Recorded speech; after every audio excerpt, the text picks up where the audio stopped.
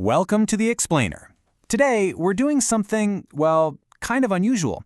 We're actually tracking down a digital ghost. Now, what exactly do I mean by that? Well, we are going to focus entirely on the digital footprint, the invisible scaffolding, really, of a single piece of audio on the internet. We're looking at an audiobook titled How to Become Dangerously Confident. But here's the catch, and honestly the irony of this whole thing, we aren't going to listen to a single second of the actual audio. Instead, we're playing digital detective. We're strictly looking at the metadata surrounding it to figure out exactly how platforms package, push, and monetize content in 2026. Okay, let's dive into this. When you hit play on a track, you're interacting with a massive invisible architecture. We usually just think of media as the content, right? The spoken words, the music. But what does the packaging actually look like when we strip the audio completely away? What makes up the web interface, the copyright tags, the behavioral nudges, and the underlying data holding this dangerously confident audiobook together? By digging into this specific metadata from Spreaker, we can honestly learn a massive amount about modern digital media habits. So let's kick off our forensics by looking at the shell itself. Section 1. The audiobook profile. Right off the bat, we get the baseline identity of our digital ghost. This is the absolute minimum info needed for a piece of media to exist on a hosting platform today.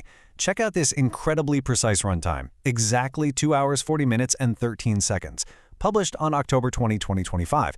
Modern platforms, they don't just do rough estimates anymore, they're giving us the exact second. This timestamp and duration, that is foundational metadata. It tells the platform's algorithms exactly how much of your time this content is going to occupy, and time is absolutely the most valuable currency on the internet.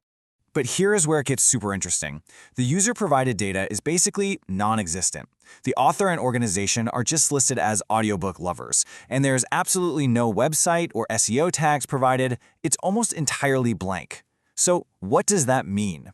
Well, when the creator provides basically nothing, the platform's surrounding infrastructure has to step up and work overtime to make the page functional and engaging for a listener. And speaking of that platform, we really need to anchor ourselves in who is building this infrastructure.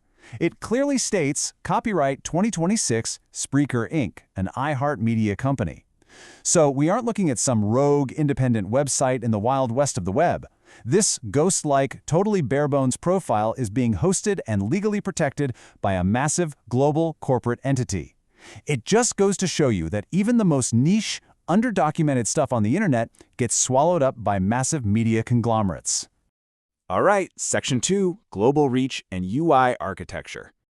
To handle a massive global user base, prioritizing digital comfort right out of the gate is a must. Boom! We immediately see toggles for a light theme and a dark theme. This is just a staple of the modern user experience now. The platform wants you sticking around as long as humanly possible, whether you're squinting at your phone on a bright morning commute or chilling in a dark room at midnight.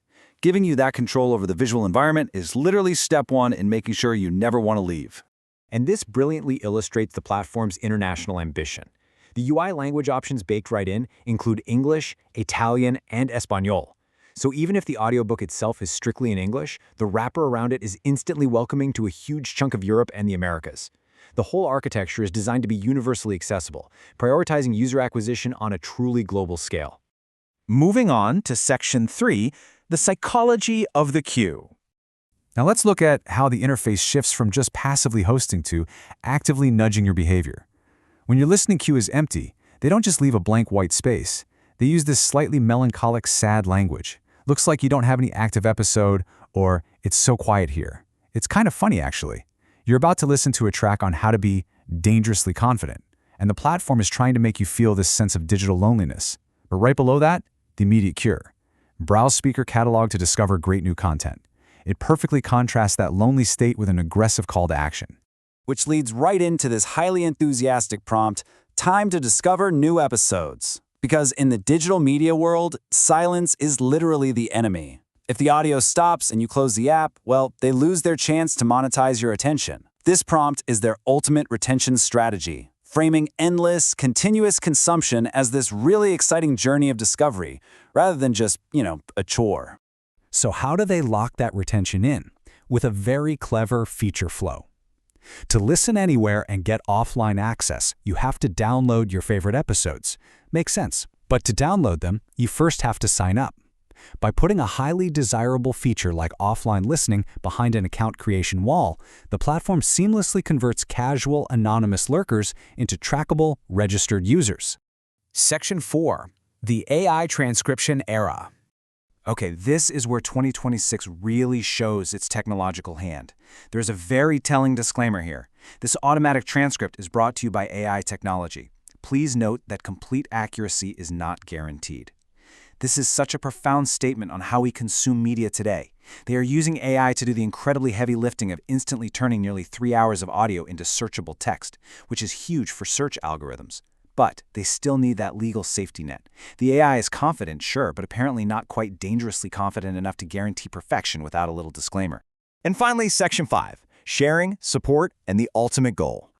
Now, what's really interesting about this is how the content actually spreads. Just look at the sheer breadth of the distribution network built right into the interface. They don't just give you a link to copy. No, they are prompting you to share on X, Facebook, Blue Sky, WhatsApp, Telegram, and LinkedIn.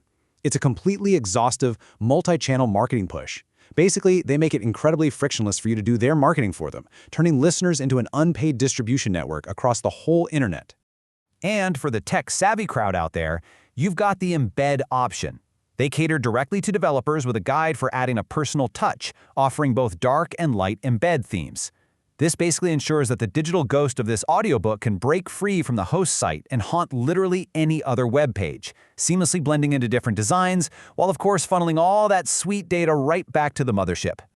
But you know, amidst all this automated architecture, the AI transcription, the corporate hosting, there is still a very real human element here. Embedded straight into the metadata is a simple link to become a supporter. It's a direct financial lifeline back to the human creators running the Audiobook Lovers account. Just a quick reminder that beneath the complex UI and algorithmic nudges, there are real people just trying to monetize their dangerously confident content. Ultimately, everything we've looked at drives toward this final call to action. Sign up to keep listening. Experience the ultimate podcast listening on Spreaker. This is the culmination of the entire journey. Everything from the language options to the empty queue psychology is purely designed to get you to unlock the platform's full potential. They don't just want you listening to one audiobook. They want you living inside their ecosystem. So what does this all mean? When you strip away the actual audio and look purely at the metadata, the architecture, and all that behavioral psychology, is the real product the dangerously confident audiobook itself, or is it the massive digital ecosystem built around it? It really makes you stop and reconsider your own everyday digital footprints, doesn't it? Thank you so much for joining me on this explainer. Keep questioning the platforms you use every single day, and I'll see you next time.